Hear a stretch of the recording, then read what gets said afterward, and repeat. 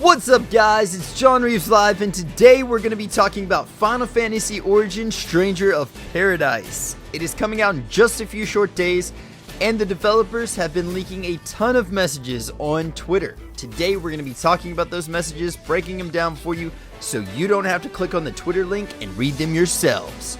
The first message is from the director, saying having 5 warriors is different to Liu Kang's prophecy. This is related to how the story will change. If there were just 4 Warriors of Light, like in Liu Kang's prophecy, that would just be a remake of Final Fantasy 1.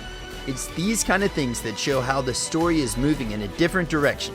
People will say 5, there's supposed to be 4, and that's exactly the kind of thing that we want them to notice, and it will come into play in the story. That to me just goes to show that this isn't going to be like Final Fantasy VII Remake, where they had to kind of tiptoe around the first story.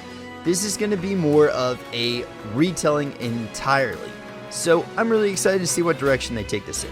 The next message was again from the director. He said there are some dungeons from other games of the Final Fantasy series that have been used as a motif. We paid a lot of attention to many different aspects when we incorporated them into the game. For example, would we be able to fit them into Stranger of Paradise, Final Fantasy Origins? Would the content be similar to other dungeons? Would all the dungeons have a similar design? Which dungeons would fans from the original games recognize if they were included?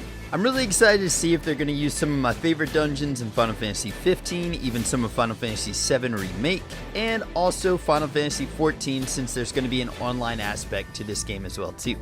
The next message, and the last from the director so far, said when we decided Stranger of Paradise Final Fantasy Origin was going to be an action game, it seemed like the logical choice to get in touch with Team Ninja. The team there has a lot of experience with action and makes such reliably high quality games that it felt like a perfect fit. Now this is an obvious choice in retrospect, as Team Ninja has worked with Square before on Final Fantasy Dissidia, but they also have Nioh 1 and Nioh 2, which to me are amazing top tier games. They've also got all of the Dead or Alive. They started off with Ninja Gaiden games. They're working on the new Fire Emblem game. They're doing so many things. Team Ninja is seemingly unstoppable at the moment.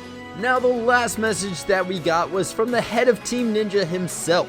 He said, for Team Ninja, this is an absolute honor to be able to work on Final Fantasy title like this. We've had 2 different trial versions, and we had a lot of feedback from players on those, which really helped us improve the game.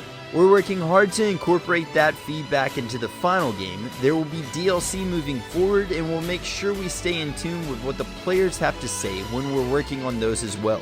All class from that last message, and the fact that they're taking so much of what we're saying into account means a lot. Like, I know that from the first demo there was a lot of criticism, but it obviously shows how much they took that criticism to heart with the second one. And that about does it for this video. Please make sure you hit the subscribe button if you're not already. Hit the like if you liked the video. Dislike it if you didn't, but please let me know how I can improve this channel. Have a blessed rest of your day, and until next time, Turtles!